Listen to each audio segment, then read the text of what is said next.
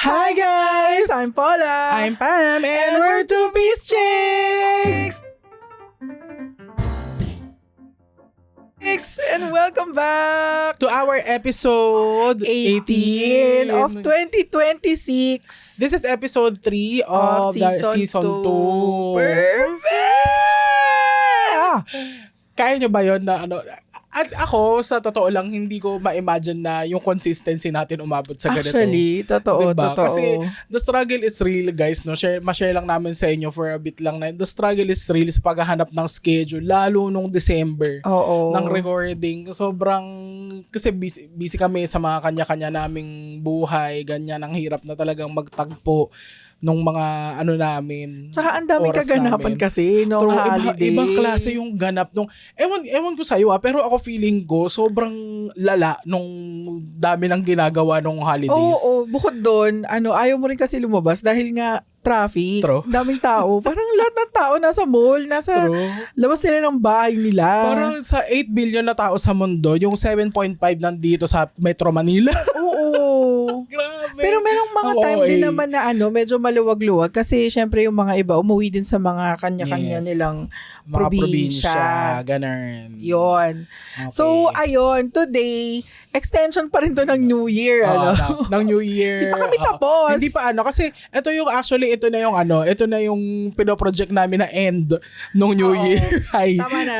Kasi nito, third week na to eh. Ayaw na naming i-milk yung New Year. Okay, balik tayo sa mga kanya-kanya nating mga buhay at sa mga dati nating kinagawa.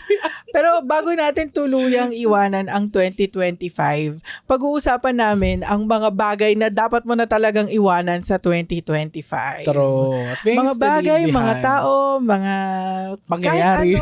Pangyayari, lugar, pagkain. Pinoyenyo. Pero yun ang pag-uusapan natin today para talagang makamove on na tayo sa 2026 at makapag-start na anew. Okay, so kasama talaga dito yung mga pati pagkain. Hindi, basta kung anong gusto mong i-share. Basta kailangan iwanan na yun siya sa 2025. Okay. Sinong magsa-start? Sige, ako na. Okay, ito number 1 thing to leave behind for me in 2025. Ito kasi na-realize ko to working as an educator. Kasi Q4 of 2025 ako naging educator. Tapos ito yung naisip ko na ito yung ugali na sobrang nagpa-stressful nung trabaho ko kahit hindi naman dapat, ganyan. At na-realize ko na ito yung isa sa mga mindset na kailangan na nating iwanan sa 2025 is yung chasing perfection over progress. Kasi ako talaga ever since, alam mo yan, simula ng mga bata pa tayo bilang competitive tayo na bata, lumaki tayo sa ganong mindset. Kailangan perfect palagi yung ginagawa mo, ganyan. Kung hindi, meron akong eksena na kung hindi siya magiging perfect, hindi ko na lang siya gagawin at all. Which is, hindi ka magsusurvive sa corporate kung gano'n yung ugali mo. Kasi sa nakakapagod yun. True. And sa corporate, fast-moving ang mga bagay-bagay. Pag hindi ka gumalaw doon, talagang maka-cut off ka. So, ayan, na-realize ko yan lalo nung mga unang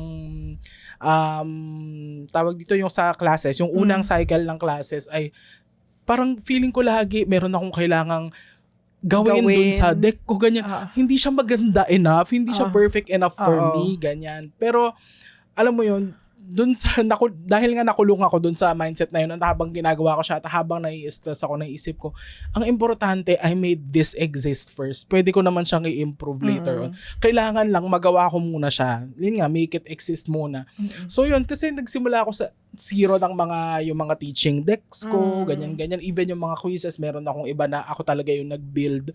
So, super nakakahinder talaga ng progress. Yung gusto mo perfect lahat. Wala namang kasing perfect. So, kailangan lang talaga mag-strive na i-improve mo nang i-improve. Which is, yun nga, nare-realize ko na yung value nun. Nung toward the end of the year na ay okay, at least ito nagawa ko na pwede ko na lang balikan, ganyan, tapos ititweak ko na lang kung ano yung kailangan pang i-improve, ganyan. Ayun. So, guys, chase progress over perfection. Pero din naman, hindi rin naman siya like yung nagawa mo lang for the sake of nagawa mo. Yes. Di ba yung hindi yung half-assed? Hindi yun eh. No, I don't half-ass things. Do you? Sometimes. Pag deadline na. Visit. Pero alam mo yun, kumbaga hindi naman, kasi baka sabihin na, hindi naman perfect lahat. Tapos hindi mo naman na in-effortan din. Diba? So, dapat, din, kumbaga, effortan mo din. Hindi yung, best effort pa din. Best effort, yes. Oo, kasi parang nagiging weaponized excuse si hindi, wala namang kasing perfect. Toxic positivity ang tawag sa ganyan. Okay, so, isa rin sa mga dapat natin niyang iwanan. Ang ganda ng transition mo dun, sis! Sa 2025. Kasi as a culture natin yung mga Pilipino yan. True yan. Yung resilient tayo and we're always positive. Pero hindi lahat ng bagay pwede mong sabihin na positivity. Oo, na nawalan na ng accountability yung mga tao. Correct. Dahil nga ikaw okay na yan, at least ... Mm-hmm. So, hindi pwede, like kunyari, yung mga desisyon mo na mali, tapos ulit-ulit, tapos at least may natutunan ako. Girl, yung natutunan mo 3 beses mong ginawa. Hindi naman pwedeng ganon, di ba? Di ba? Hindi pwedeng nagkamali ka once, okay, sige. Nagkamali ka, okay, natutunan mo yun. Tapos gano'n na naman yung decision mo next. Tapos sabihin mo, okay lang, may natutunan ako. Ano ba yun? Hindi pwede. At saka, how can you claim na you learned something kung inuulit-ulit mo lang? True. So, wag nating, ate ko? wag nang ganon. Hindi okay yung, okay naman maging optimistic from time to time. Pero, hindi pwedeng nawawalan tayo ng accountability because of it.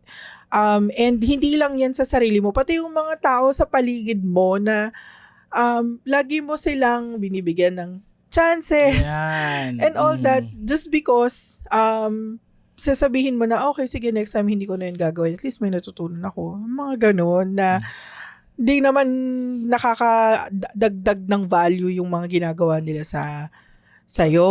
So, iwanan na natin ng toxic positivity. Pwede naman tayo maging positive, smile, and all that. Magkaiba kasi ang optimism sa toxic positivity. Oo, kasi yun nga nawawalan ng accountability yung mga tao. Like, tulad niyan, sasabihin natin na ang mga Pilipino ay very resilient. And kaya nating mag-smile kahit binabahan na tayo. No! Hindi na pwede yan. So, ang naging resulta kasi nun, imbis na solusyonan yung baha, is carry lang kasi resilient naman tayo. Diba? Okay, political na. Hindi pwede yun. Kasi, yun nga kasi it's about time for na matuto sila na hindi pwedeng ginaganito nila tayo. True. Grabe Grabe talaga kasi asa nasalanta ng Truly. Asa mo malalim yung hugot ka na yan. Grabe. Asa mo na nasalanta ng baha, ng bagyo. Hindi na po pwede. You're using our hard-earned money. Tapos sasabihin nyo, resilient naman kayo. Kaya nyo yan. Bangon na lang kayo after baha. Diba? Tapos lipad kami sa ibang bansa. Diba? Pangit yun. Iwanan na natin yun. I-hold natin accountable yung mga yan. Kasi tayo naman ang naglagay sa mga yan sa posisyon. Tayo nagpapasahod sa mga yan. Yes. True. Grabe. First pa lang yun. First pa lang yun. So, I think yun. Intro pa lang. I think yun kasi kasi tulad niyan, hindi tayo, tulad nga nasabi mo, diba? Paano mo masabing natutunan mo siya kung paulit-ulit ka lang. True. Paulit-ulit lang natin siyang pinagdadaanan. Diba? So yun, iwanan natin yun sa 2025. Let's hold people accountable, not just yung mga tao sa government and ikaw sa sarili mo, pati din yung mga tao sa paligid mo na inaabuso ka. Yes. Di ba? Segue na rin yun sa pangalawa kong things to leave behind in 2025 is yung mga taong walang ambag sa buhay mo. Totoo. That might be coworkers, colleagues, friends, peers, friends, even family. Even family, relatives. Oo. Alam mo talaga, pag tumatanda ka na, grabe yung tumatanda, pag trentahin ka na, hindi na nagmamatter ang quantity. Truth. Hindi na nagmamatter ang quantity. Dapat quality. So, hindi na to high school where pag popular ka or marami kang friends, cool ka. Hindi ganun. Hindi na ganun. Sa akin personally, hindi na ganun. As in, meron ka lang talagang dapat quality people na alam mong may ambag sa buhay mo. Iwanan mo na yung mga toxic na tao sa buhay mo na wala namang, imbis na nakakaambag pa, nakakadagdag pa sila sa value mo as a person, ikaw pa yung nababawasan yung pagkatao dahil sa existence nila sa buhay mo. True. Iwanan mo na yan, And this pro tip, how to tell if these people add value to your life, pay attention to how you feel after spending time with them. Ito, natutunan ko to. Pag itong mga taong to, halimbawa, nagkita-kita kayo, ganyan, for coffee, dinner, whatever. Tapos pag uwi mo, feeling mo ubus ka, feeling mo na-drain ka, cut those off. Cut those people off. Kapag uwi mo, when you spend time with a certain group of people, tas pag uwi mo, feeling mo alive na alive ka, feeling mo super energized ka, ganyan. Yun yung mga taong kailangan mo sa buhay mo. Pag feeling mo drain ka, cut them off. Yes. At saka hindi naman kailangan on bad terms. Kayo or i-ghost mo sila. I mean, pwede naman na amicable yung na ayoko na sa'yo eh. Can you get out of my life? Sabi nga ni Bujoy, di ba? Get out of my life. Sabi ni Bujoy kay Ned. Diba? So, ayun, hindi naman kailangan na awayin mo sila and all that. It's just that, what would you advise them? Ako, na-try mo na ba to? Hindi naman. Parang lang, siguro, nababawasan lang yung pake ko. Nabawasan lang yung pake ko na, okay, hindi niya na ako nakausap. Okay, hindi ko na rin siya kakausapin. I won't reach out anymore kasi hindi naman siya nagre-reach out din sa akin. Okay. Tapos parang pakiramdam ko, fault ko na hindi ko na siya friend. And ngayon parang, okay, baka hindi lang kami swak kasi. Baka hindi kami we're not aligned. Yeah. Hindi kami meant maging friends forever. Okay, and that's okay. Dati, iniisip ko na, anong ginawa ko? Anong kasalanan ko? Diba? So, kung okay, hindi na siya nag-reach sa akin, okay, sige, hindi na rin ako, kumbaga, let go ko na yung ganong feeling na, it's like mutual ghosting. Parang ganon. Or ikaw sa sarili mo, tanggapin mo na, hindi all the time, ikaw yung may kasalanan. Kung bakit hindi na kayo nag-uusap or hindi na okay kayo maging part ng each other's lives. Parang ganon. And also, yung mga yung mga, apart kasi from cutting them off, yung babawasan mo yung pake mo, talaga, bawasan mo yung pake mo na, okay, sige, kung anong gusto nilang gawin sa buhay nila at hindi ako part nun, okay lang. Fine, okay lang yun. And buhay naman nila yun eh. True. I mean, hindi naman din required sila na maging part ng buhay ko or ng buhay niya. Parang ganon. So, yun gusto kong iwanan kasi nakaka-emotionally draining talaga yung ganon na isipin mo lagi na may nasabi ba ako? May nagawa ba ako? May hindi ba ako nagawa? 'Di ba? Para i-maintain yung friendship na yon or na-hurt ko ba siya? Yung mga ganon. And siya, parang hindi naman sa junk, parang siya, cash yung sa internet, yung cookies, browsing cookies, yung gusto mong i-clear na nandun lang siya, pero from time to time nakabagal lang siya ng Oo, nakakabagal siya or nakakakonsumo siya ng mental space sa utak mo na hindi mo kailangan. So yun yung isa sa mga gusto ko ding i-let go. Kasi as a people pleaser talaga, yan parang trait talaga ng mga people pleaser yan na always pakiramdam natin, tayo yung may kasalanan. Kasi nga, ayaw natin na yung ibang tao yung magte-take ng blame for us. And para sa akin, parang gusto ko na talaga siyang iwanan. Kasi sabi ko nga, lagi yung sinasabi na hindi naman personality defect ang pagiging people pleaser. Diba? Sabi ko, kasi merong pagpi-please na na-fulfill ako eh. Yung na kumbaga, na-energize ako kapag I make people happy. Yes. Pero meron ding time na pag nagpi-please ako ng ibang tao, yung nade-drain ako. So, yun yung gusto kong iwanan sa 2025. And for sure, marami tayong ganyan. Marami tayong ganyan na gusto na nating iwanan ng mga bagay na yung mga taong yan na wala namang ambag sa buhay natin sa ngayon. Kasi probably before, meron silang ambag sa buhay mo, pero ngayon wala na. So, wag na, na natin sila. Baka, mas okay na sa ibang relationships sila mapunta or sa ibang friends sila. Baka mas drive sila sa ibang friends. So, okay na yun. And siguro mas okay na lang din na naging part kayo ng each other's lives at a certain point of time. Nothing lasts forever naman talaga. Yeah. Even in relationships. Yeah. And I think that, tawag dito, Kalimutan. Sinasabi mo na mablanko ako. Eto na, yung Ayan tita na. nyo na mablanko.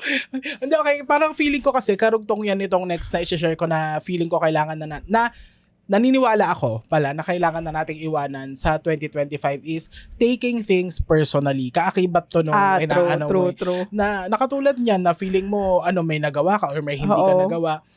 I find na ito pinractice ko lang siya sa totoo lang half ng 2025 na unti-unti na ako hindi na personal as someone na ako talaga for the longest time mahilig akong ma-personal talaga sa mga bagay-bagay. Hindi lang ako like outspoken, hindi lang ako madaldal about it, pero sa isip ko personal kita. Ganon.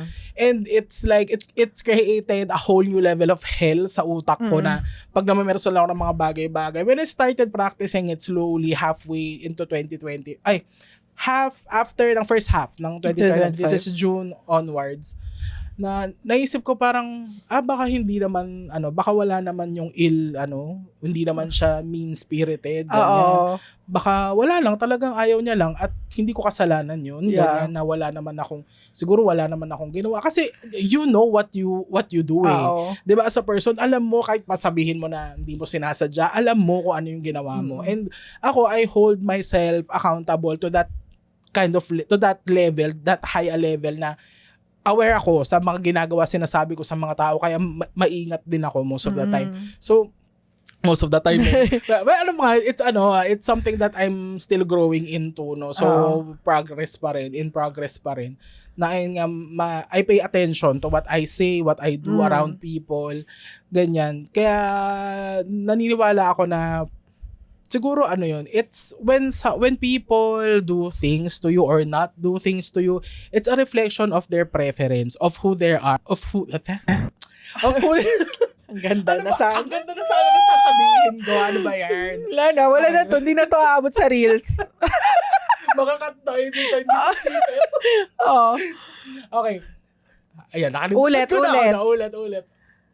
It's not when people do things for you or don't do things for you, it's a reflection of their preference, of their personal biases, personal experiences. It's not necessarily about you as a person. Na, hindi niya ako bet. Ano bang mali sa akin? Pwede yon. Yes, it's a possibility na merong mali sa'yo. Pero not all the time. Pero not all the time. The flip side of that is, ayaw niya sa'yo kasi ayaw niya sa'yo. Period. Wala naman talagang mali. Period. Ayaw niya lang. Like, hindi lang talaga kayo jive, hindi lang talaga kayo aligned. It doesn't always necessarily mean na there's something wrong with you. True. So, ayun talaga, I find that yung mindset na yun na hindi na ako naman personal, na hindi nila ako in-invite. Kasi makikita mo na ngayon sa Instagram, di ba? Hindi nila ako in-invite, hindi nila ako sinabihan, ganyan. Okay lang, siguro. Mas komportable sila na wala ako doon, which is good for them. Ganyan, parang okay ako. Okay lang sa akin. Get invited, not okay lang. Get considered or not, okay lang. Ganyan. Sobrang laking cash yung nung makiklear nito. Diba yung makiklear niya? Sa headspace mo. True. Alam mo yan kadugtong yan ng yung pagiging main character. Yan yun eh. Yan yun yung feeling mo everything's about you. Yes. It's not. And we all have that. But it's not nga. True. Alam mo, na-realize ko yan na we always care about what people would think and what people, yung pakiramdam mo, lahat ng tao nakatingin sa'yo.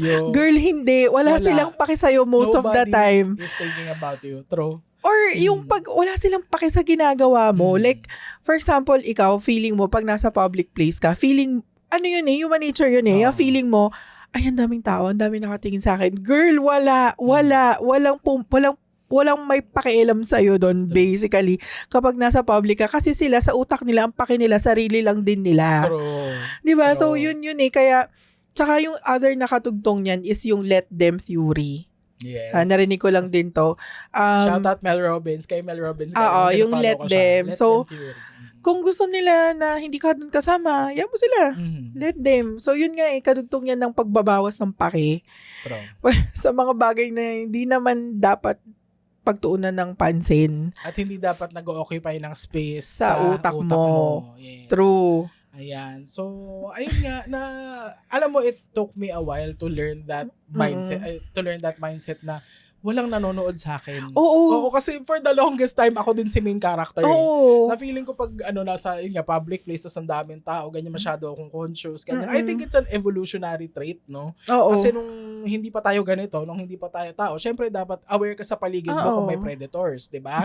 Pero dahil Homo sapiens na tayo, guys, at ang pakialam natin ay mag-TikTok, ganyan, mag-social media, mabuhay lang sa sarili natin, sarili nating mga mundo. It doesn't matter anymore. Ganyan. So, 'di ba? Parang we have achieved meron na tayong level of safety. I guess kumbaga, as humans na 'di ba, you don't have to be self-aware, you don't have to be conscious all the time. Ganyan. So, ayun, parang wag mo nang stressin yung sarili mo kung mayroong bang nagja-judge sa'yo, nanonood sa'yo, ganyan. Kasi wala. Ang concern lang din nila is yung sarili nila. Alam mo, nasa utak lang natin yan na feeling natin na lahat ng tao nakatingin sa akin, wala silang pake sa'yo. Wala silang pake. Ang pake nila kung mainit ba yung ramen nila. Or meron bang condiments yung table nila. Ganun. Or maganda ba yung angulo ng phone nila habang binibideo nila yung sarili nila kumakain ng ramen. True. So, hindi everything revolves around you. True. Hindi naman ikaw ang sun. Yeah. Hindi ka namang sun para lahat ng planets umikot sa'yo, di ba? Okay, science yan. Tama ba yun? Sun ba? Tama. Oo, sun. Heliocentric tayo, yung galaxy natin. So, perfect. Ayan. Guys ha, ang umiikot po sa sun ay yung planets. Planets. Okay? Hindi yung sun ang umiikot sa'yo. True. Ako ang isa kong gustong iwanan sa 2025 ay live selling. Oh my God, ang tiyaga niyang manood ng live selling. True. Pero ayoko na. Pero kasi no-buy ka na kasi ng damit sa 2026, stop diba? na talaga ako. Kasi ang dami nang nabebenta sa live selling ngayon, hindi lang damit.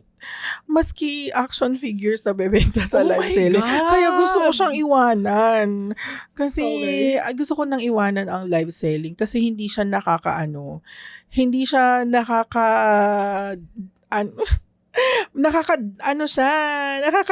siya. Nakaka-addict siya sa totoo lang.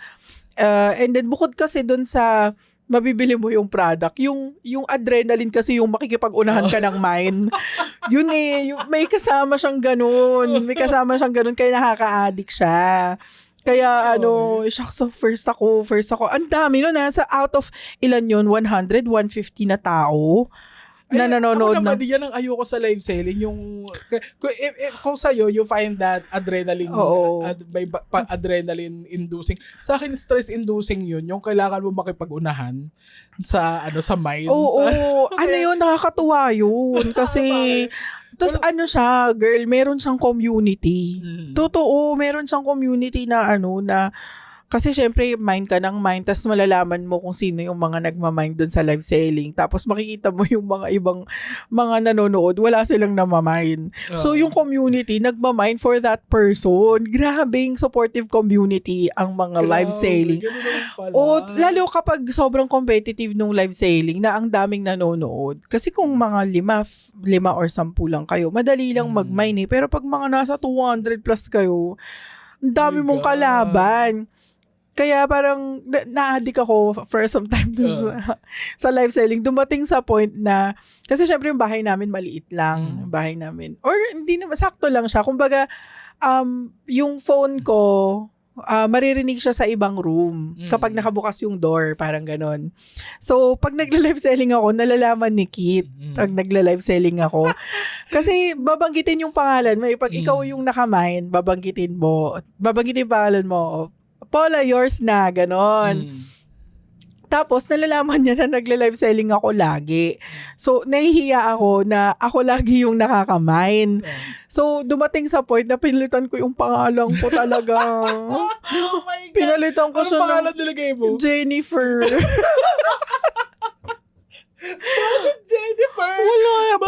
Para pag tinawag ako, Jennifer yours na, hindi niya maiisip na akin na naman yung minamind ko. Okay. Pag para lang hindi And I marinig. mean, of all names, bakit Jennifer? Wala lang. Hindi ko naisip ko lang on the fly. Kasi ang bilis kailangan palitan ko na yung pangalan ko kasi magsa-start ng live sailing. Okay. So, ayun. Tapos sinabi ko sa kanya na, pilitan yung pangalan ko kasi niririnig Tapos mo. sinabi mo rin sa kanya. Oo. Hindi, nung natapos na, nung ayoko nang mag-live sailing, nung tapos na yung yung parang addiction Yung ko sa addiction live mo. sailing. Sabi ko, pilitan ko nga yung pangalan ko kasi sabi mo, binabati mo lagi kapag nakakamain ako. Ayun, kaya ayoko na, stop na ako kasi ang dami ko naman na kasing nabili din. So, ang dami rin naman na nakinabang doon. Siya, meron din siya true. doon. Si mama meron din.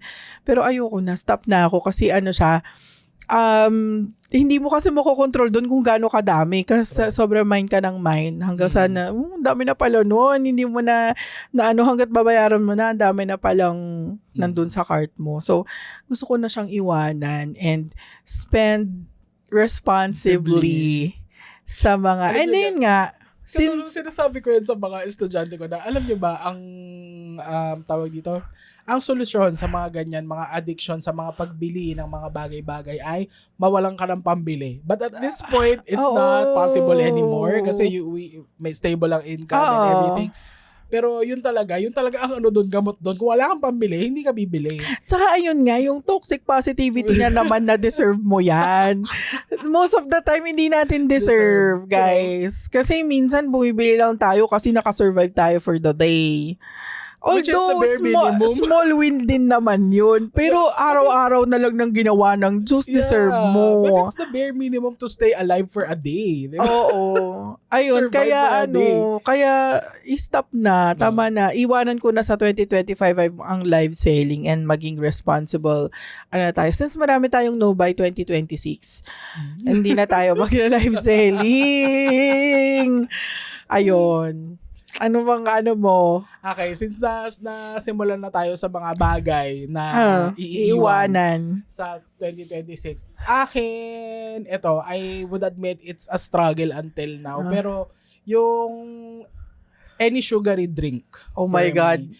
Ako kasi sobrang Agree. Yung mga juice, mga ganun, mga soft drinks, Iwan na natin yan.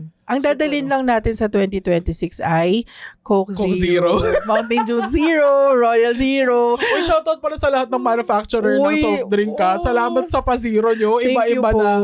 Lahat, dati kasi Coke lang ang meron. Pero ngayon meron ng Mountain Dew, Royal Sprite, Pepsi even. Oo. Diba? Parang, thank you guys. Na-appreciate namin kayo. And thank you rin sa mga coffee shop, mga sikat or mga small businesses that include sugar-free options sa coffee nyo. Grabe.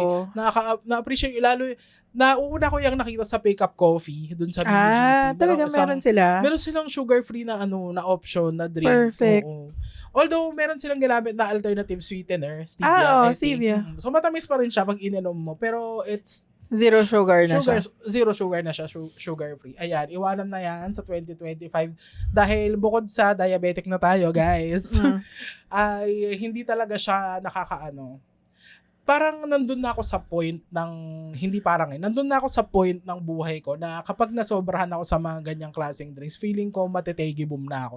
As in, hindi siya maganda na sa pakiramdam. Kumbaga yung my body cannot handle those kinds of drinks anymore the way I used to when I was younger, 'di ba? Parang kasi kayang-kayang i-process pa yun ng katawan nyo pero ngayon pag sa trentahin ka na ganyan, medyo sumusuko na yung katawan mo. Ang gusto na lang niyan ay tubig. Talaga. Tubig. So, ayun, more and more tubig and less tayo sa sugary drinks. Iwanan na yan sa 2025. At kung magsisiro man, hindi rin aabusuhin yung zero, syempre. Ganun ba yun? So, ginawa mo bang alternative? Hindi naman. Bumili kasi ako ng dami ko kasing nakita na in-can. Na zero? Tas bumili ako, madami. Ang cute kasi tignan nun sa ref, no? Yun. At saka, 0 calorie, 0 sugar naman kasi siya. Well, pwede naman yun. But, para sa akin ito yung standard na ina-uphold ko sa sarili ko. Dapat mas marami pa rin yung tubig. True naman. Ayan. Mas marami yung tubig. Right and light ba to? Hindi, Coke Zero. Coke Zero at saka talaga. Sprite Zero. O, ang advice kasi sa akin, right and light. So, parang Wala kasing right and light sa mall. talaga ba? Sa SM, wala akong nakita. Oy, meron doon. Meron? Meron doon. Nakaano lang siya. Para kasing tanga yung arrangement ng mga soft drinks sa Nasaan SM. kasi siya? Nasa, di ba ang arrangement nun, Coke, Sprite, Royal, di ba yung by kulay. Kung ano yung kulay ng right and light, yun din yung nakasama dun sa kulay ng ano. So, kung Hindi ko siya makita. Or wala lang talaga siguro sa sukat. imposible, meron yan. Kasi yun yung hinahanap ko nga. Right and light, Oo. diba? Yun kasi talaga zero sugar, zero calories yun. Na parang ang pinaprovide niya lang is yung sensation ng soft drinks Oo. without the harmful chemicals. Harmful Yun. chemicals, yun. Hindi ko Ayan. siya makita. Pero yun, bumili ako ng ano. Pero pag sa mga Sa Dali, meron nun.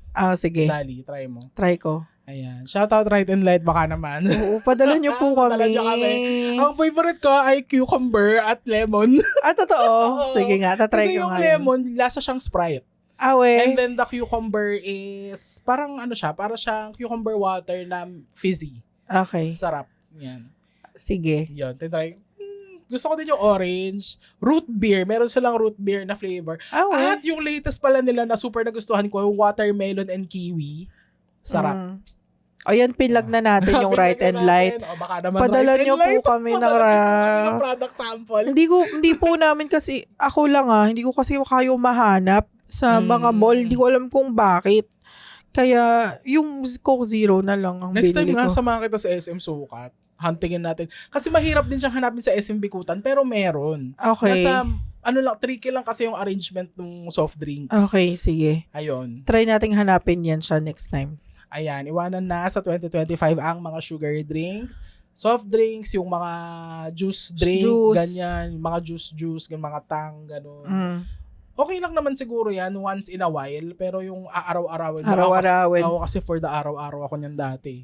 So, ayun, magtubig na lang sa 2026. True. Okay, ako next kong iiwanan sa 2025 ay overthinking. As an overthinker talaga, ang hirap niyang i-overcome, number one. True. Kasi, for the longest time, lagi kong sinasabi na, okay, di na ako mag-overthink. Pati yung hindi pag-overthink, in-overthink ko. As in... Sample nga ng mga bagay na in-overthink. Like, yung isa sa mga example is yung kapag nasa public ka, feeling mo lahat ng tao nakatingin sa'yo. Yan, mga ganyan. And then, kapag meron akong nasabi sa ibang tao na feeling ko na hurt siya, pero wala naman pala siyang pake. Yung mga ganyan. Or yung mga ginawa ko sa ibang tao na feeling ko na-judge nila ako. Yung mga ganyan. Mga ganyan yung mga ino-overthink ko. And yung mga, yung pag nagkamali ako, kasi nga, ayun yung sabi nga natin kanina, di ba? Yung, lagi kaming dapat laging perfect. Kasi as achievers, ganon, parang kami, lumaki kami sa ganong environment where, yung achievement is, hindi siya, parang normal na meron kang achievement. Parang ganun yung... Parang expectation yun sa amin lagi. Kasi lagi sinasabi ni daddy na, okay, may kami, honor ka, anong bago? Parang ganun, hindi achievement, hindi, kumbaga, normal sa kanya yung nag-a-achieve kami, kumbaga. Ang hindi normal is yung kung wala. Or pag pasado lang, yung mediocre lang. Ganun. Yun. So, kaya parang all this time, parang ganun yung naisip ko na okay, dapat perfect. So, hindi ako pwedeng magkamali, basically. So, pag nagkamali ako, ino-overthink ko yun, as in na parang bang dun na nakasalalay yung lahat ng mangyayari sa buhay ko in the future. Parang ganun klaseng overthinking. Tas ako, praning ako sa mga bagay na pwede kang mamatay. Well, tama lang naman na mag-praning ka sa mga ganung bagay. Oo, sobrang praning ako sa like, kunyari pag pumunta ako sa lugar na hindi ko alam. Ganun, Okay. sobrang praning ako. Kaya siguro hindi ko rin nagustuhang mag-travel. Okay, kasi feeling mo matitiken ka pag Oo, ang nasa utak ko is something bad is bound to happen. Lagi. Lagi. Ganon lagi yung inisip ko na hindi laging merong may magkakamali.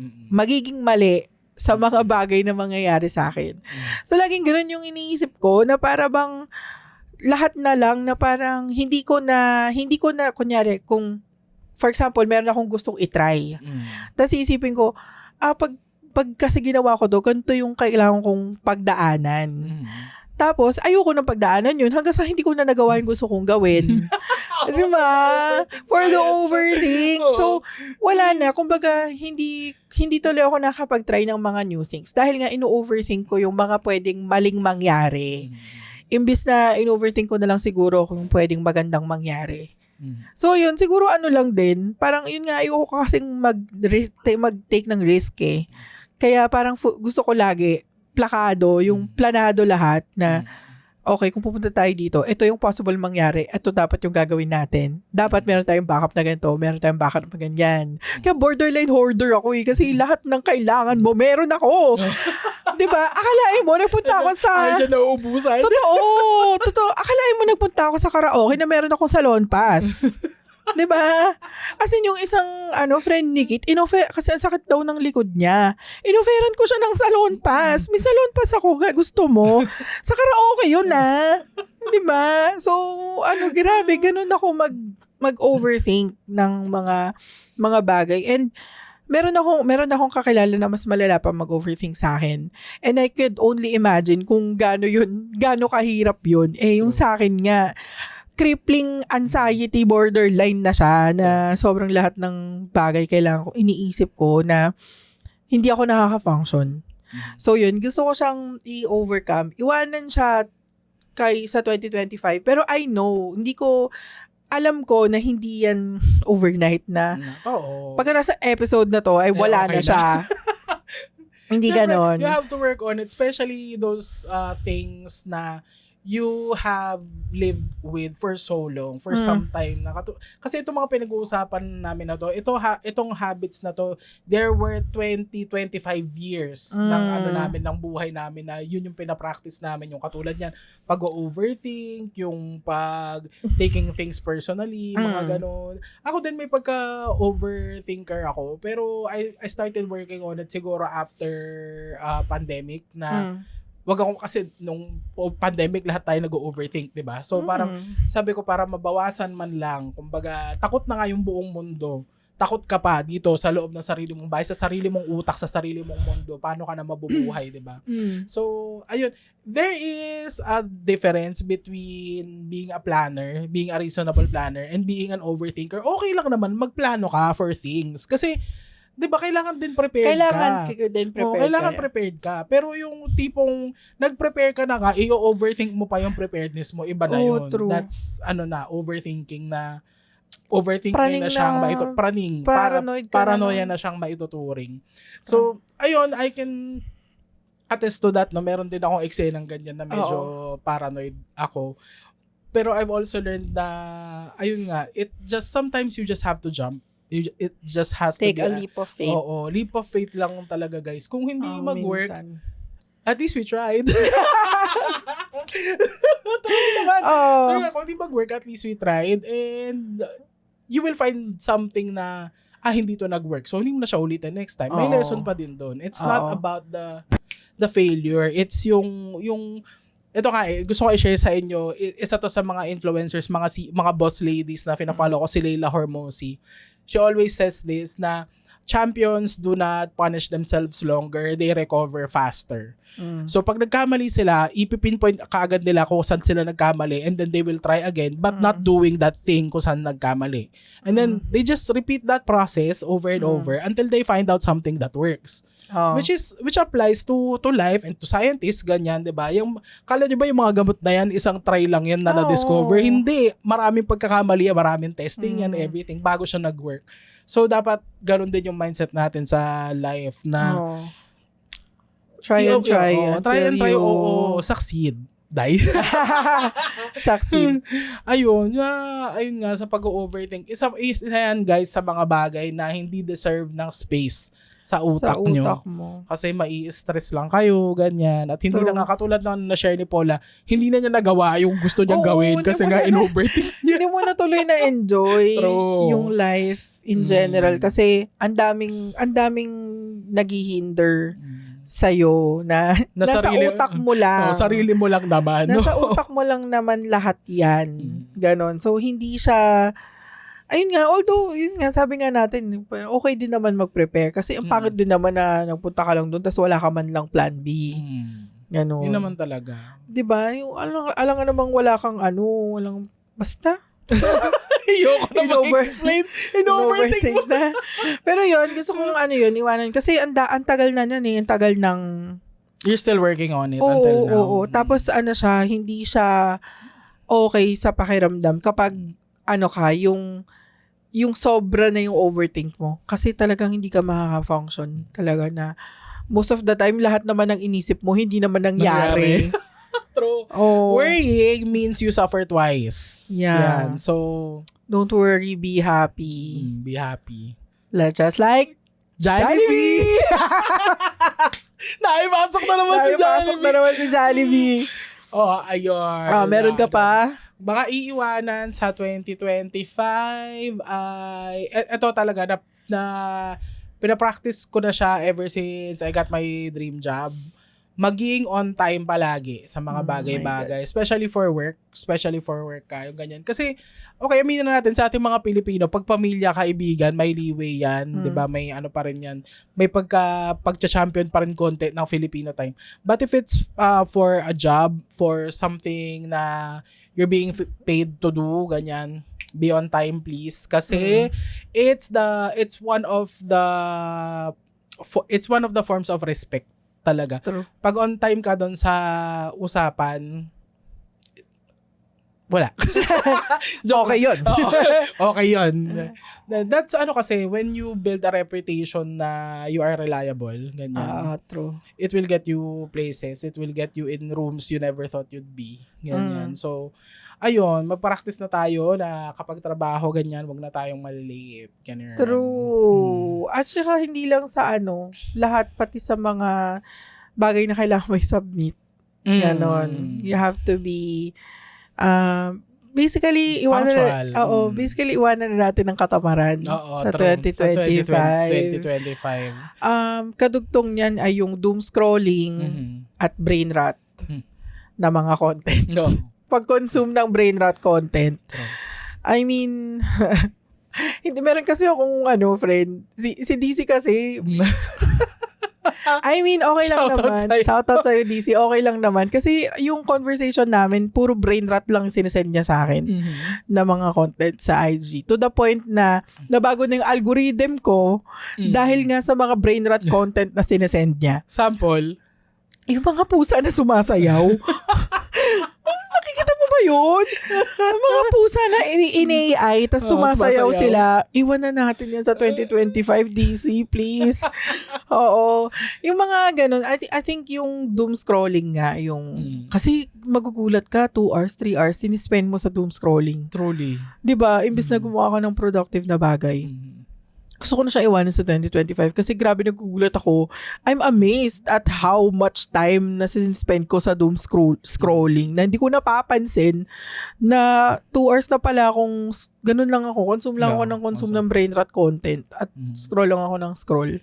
Hanggang sa wala na, nasayang na yung dapat naghugas sana ako ng pinggan, di ba? Nag-vacuum sana ako ng bahay namin or may ginawa sana akong maganda for the day. Kaya, ayun, gusto ko na siyang iwanan sa 2025 kasi hindi siya maganda. Nakabulok nga siya ng utak kasi brain rot nga talaga. Pero minsan, okay naman siya. Like it's, parang lang din yan eh. Break lang. Para siyang sugary drinks din na wag mo araw-arawin. Ganyan. Okay na maging part siya ng buhay mo but don't let it take too much of your time. DC, tigilan mo na. Yung mga pusang sumasayaw, wag mo nang tigilan mo na. Ayan. Yun yung mga sinisend niya kasi sa akin, mga pusang sumasayaw. Tsaka si Muhammad, search nyo yan, si Muhammad. Sino si Muhammad? Oh my God, yung kantahin kasi may LSS ako. Hindi ba to hindi to si Mekos Mekos, iba pa yun? Hindi. Merong kanta Ang luma na ano, reference ko. basta merong, yung kanta niya is, Muhammad, ayoko kantahin. Basta, basically, dun sa kanta is tinatanong niya kung anong kinain ni Muhammad. I-search niyo yan. Pero, papakita ko lang sa'yo mamaya. Kasi yung kantahin kasi may LSS ako. Pero, grabe yan. Every week, merong Muhammad content dun sa namin, GC namin. Pero, anyway, meron ka pang isa-share na dapat iwanan? I think kakaibat to ng bilang hindi natin makokontrol yung mga content creators na gumagawa ng brain rot content. Ang makokontrol natin yung sarili natin, which is be selective in the content that we consume. Yes. Oo, hindi porket nandyan na nilalatag yan sa'yo. Papanoorin mo yung buong video. Pwede mo namang i-skip ganyan. Yung mga obvious na rage bait, pwede mo namang i-skip. Hindi mo kailangan pumatol doon, 'di ba? Yeah. Parang yung mga be intentional ba in Consuming content on social media, ganun. Saka naman, madali naman mabasa ng ng internet yung algorithm mo. Kapag actually, diba? Isa yun sa mga nakakatuwa sa pag meron kang sinearch dyan na, kunyari, gusto mo palitan yung algo mo, palitan mo mag-search ka ng mga bagay na yung gusto mo makita. Mapapalitan agad yung feed mo ng mga ganong content. In fairness din naman, kung gano'n siya kabilis makasagap ng brain rot content, mabilis din naman siyang mapalitan. So, ayun. Pwedeng gano'n yung gawin nyo para mapalitan yung algorithm nyo. Tapos yun, wag nyong buksan lagi yung mga sinesend sa inyo. True. Joke lang. Cybersecurity. Okay, this is Cybersecurity 101. Okay, iwasan natin ang mga social engineering attempts, ganyan, mga phishing. Makikita nyo yan sa mga link na biglang magte-text sa inyo, nanalo kayo ng ganito, ganyan.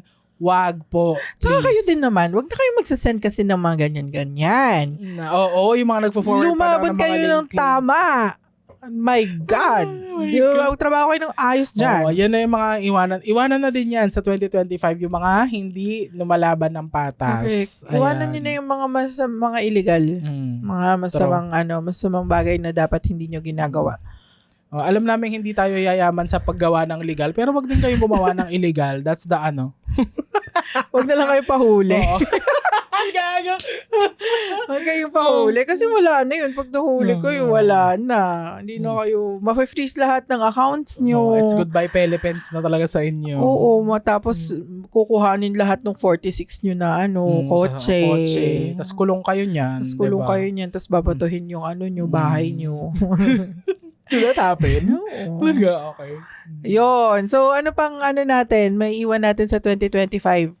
Ako, meron ka pa ba dyan?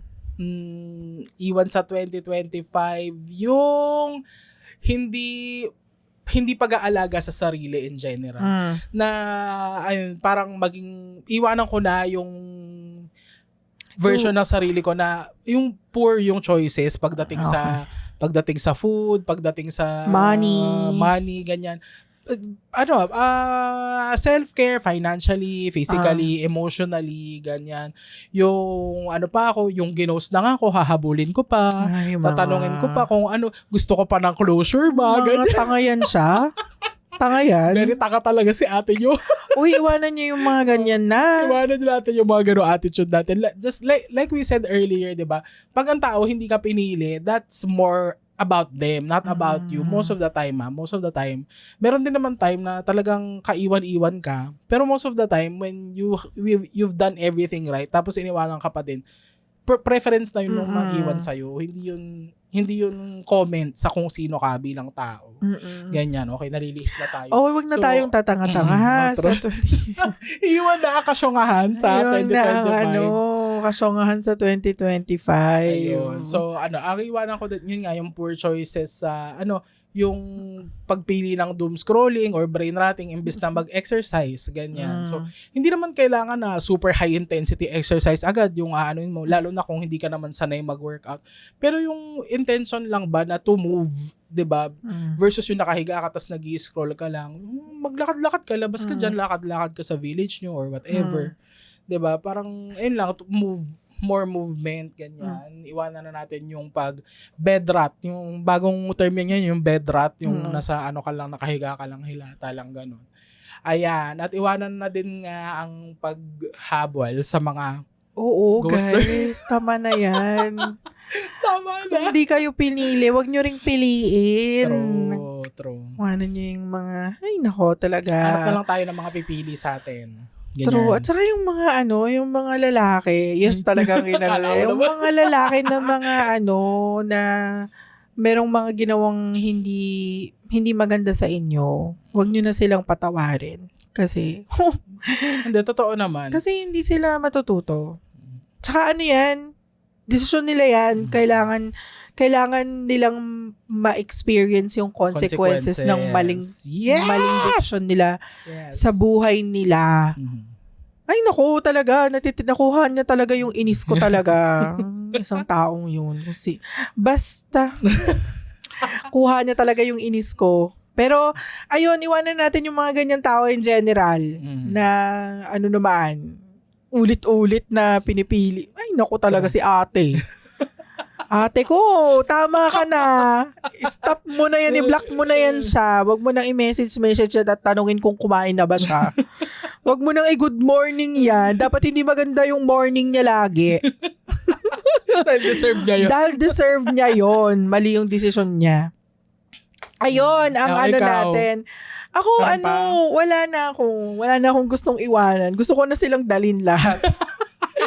Hindi, siguro na lang, for closing, isang bagay lang isa lang pwede mong dalhin Hindi okay. pwedeng madami. Kung meron kang isang bagay na dadalhin sa 2026, ano yon? Ako, the attitude of gratitude. Wow. Yan, for me. Kasi ako for the longest time, bilang isang galit na tao. Kasi ganun ako dati nung kabataan ako. Very full of... Ako si Anger, dun sa Inside Out. Individual. Yung bida sa console mo, si Anger. Si Anger. Actually, 5 silang Anger na nandun. Walang ibang emotion, si Anger lang. Nag-rotate lang sila doon na 5. Ayun, parang for the longest time na I've been... magagalitin ako, pikon ako about many things, ganyan. Oo, pikon nga yan siya. Pikunin ako. Ano siya, sore loser. True. Oo. Ganun ako, hindi ako, like, ayoko nang nasasapawan, ayoko nang... Ayaw niya natatalo. Yan talaga. Yan talaga yung attitude ko ever since mga bata kami. And, well, into adulthood, nadala ko yan, no? Nakakahiyaman aminin, pero nadala ko yan for the longest time. And itong attitude of gratitude na to, na-appreciate ko lang siya lately. Siguro nung 2023, nag-start siya mga 3 years ago, na pag yung, the energy that you put out into the universe, babalik siya sa'yo like tenfold, ganyan. So, doon ako nagsimula na maging thankful sa mga bagay-bagay, di ba? Meron akong eksena before na sa IG, meron ako sinimulan na grateful 2K19 yata. That's before the pandemic na everyday magpo-post ako sa IG ko ng one thing that I'm grateful for. Yes, that I'm thankful for. Ganyan. Natapos ko naman siya. I can proudly say, yung buong 2019. And sobrang ang ganda ng mindset, ang ganda ng effect niya na everyday gigising ka, tas yun yung una mong ipuput out sa universe na, today I'm thankful for this, ganyan. Kahit nga mga walang kwenta lang, today I'm thankful for sunlight, I'm thankful for the rain, mga ganyan. I'm thankful for this cup of coffee, mga ganon. Yung ganong yung ganong mindset, sobrang lakas niya maka-uplift. Tapos kapag sinimulan mo yung araw mo ng thankful ka, yung buong araw mo, it sets the tone for the rest of the day na magaan lang, ganyan, na kahit na meron kang na-encounter na problema or challenge sa trabaho, hindi ka matitrigger agad, ganyan. Talagang, yun nga, attitude of gratitude na you see the beauty in everything na kahit na obvious na hindi na siya beautiful, di ba? Parang you still focus on the bright side, ganyan. Na, kahit ganito, thankful pa rin ako kasi ganito, ganyan. Which is, maganda siyang pang mindset shift, guys. So, practice that every day. Pagising nyo, think of something that you're thankful for and then, yun. Well, hindi naman kailangan i-post sa IG or sa Facebook, ganyan. Kahit sa sarili nyo lang, thankful ako sa ganito. And then, it will set the tone for the rest of the day. Yun. Attitude of gratitude. Ang ganda naman sa'yo. Ayun na naman siya si competitive. Wala na akong naisip ko nung gusto kong dalhin. Parang gusto ko lang dalhin ay malamig na tubig. Cold water. More and more cold water sa 2026. Malamig na tubig lang sa 2026 at dadalhin ko at Coke Zero. Mountain Dew Zero. Mountain Dew Zero. Yun Ang lang sarap parang wala kang difference si Mountain Dew Zero sa normal Mountain Dew, no? Kaya sarap. True. Yun na lang yung ambag ko. Malamig na tubig ang dadalhin ko sa 2026 at Mountain Dew Zero. Mountain Dew. Baka naman. Pero yan ang dadalhin ko sa 2026 kasi nga iwas na rin tayo sa mga sa mga matatamis and all that. At saka tubig talaga. Drink your water, bitch. Human. Drink your water, human. At saka hindi ko kaya talaga yung tubig na hindi malamig. Kaya iced water for the win. Alam mo ako, nag-iiwas ako sa malamig na tubig lately kasi meron ako sipon. Eh di ba pag malamig ka na malamig, lalong nagwo-worsen yung sipon? Baligtad. Ang hirap. Pag yung sinus mo is barado, mas okay cold water. Eh kung hindi barado, as in plema lang, tapos sipon. Pag sore throat yun siguro yung hindi Yung dapat hindi- cold. Ah! Pero kapag sinus, yung barado, cold water dapat. Okay, Kasi sige. nare-relieve niya yung sinus mo. Yung cold, yung Makes coldness. sense. O kasi, inflamed. Pag inflamed nga pala, dapat malamig ang nilalagay. Okay. Tsaka hindi yun, Okay. haka-haka galing yun sa doktor. Oo, true. Sinabi ng doktor yun sa akin. So, kung inflamed naman yung, Pag sinus, pag barado yung ilong mo, tas wala kang cough. Pwedeng okay. Pero bakit pag sore throat, mainit dapat? Hindi pwedeng malamig. O sa mga doktor po dyan, comment nyo nga dyan kung bakit. Kung bakit. Pero yung nalaman ko yun sa doktor din, sinabi niya sa akin nung barado yung ilong ko, cold water. Mas okay pag cold water. Yun. Okay, so hindi ko na kailangan magtiis sa room temperature water dahil sinabi mo na yan, Diyos ko. Okay. Basta wag mo lang lagyan ng ng tang yung mo cold water mo. Kasi baka lagyan mo ng tang. Tapos Tang pineapple. tapos ang sasabihin mo, kalamansi naman yung flavor, 'di ba? Okay din naman sa kasi may vitamin C, yung kalamansi. Sinong niloko mo dito? Wala kang maluloko dito. Pero ayan. Pero true na kaya, no? Iwano na ang sugary. Ang handalin lang natin ay attitude of gratitude at cold water. And Mountain Dew Zero. Perfect! So with that, we are ending this episode. And tama na, hindi na namin imimilk ang New Year. Kasi tama na to. Last na to. Third week of January na, nag-New Year pa rin tayo. Pero yon, ito na ang last episode natin ng something that we will leave and we will bring in the new year. Tama na yung mga ibang topic naman. Ibang topic na tayo next week, Speaking guys. of topic, kung meron kayong gustong pag-usapan namin dyan, drop nyo lang dyan sa comments. And Yes, babasahin namin yan. babasahin namin, magre-reply kami. Promise you, hindi Yes. kami magre-reply sa mga utak namin. No. Magre-reply talaga kami, promise. Magre-react kami sa mga gusto nyong pag-usapan namin. Okay? With that, Bye. with that, we're ending this episode. Thank you, guys. See you on the next one. Bye-bye. Bye.